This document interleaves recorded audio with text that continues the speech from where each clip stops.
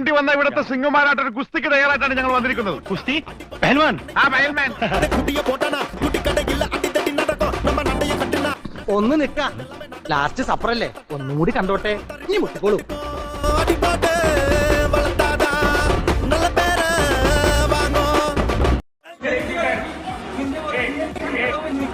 ആകെ പ്രശ്നം തോന്നണേ, അവര് കട്ടക്കാട്ടെ.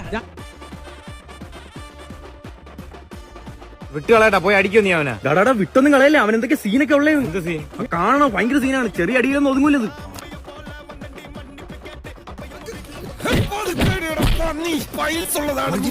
വിശ്വസിക്കില്ല.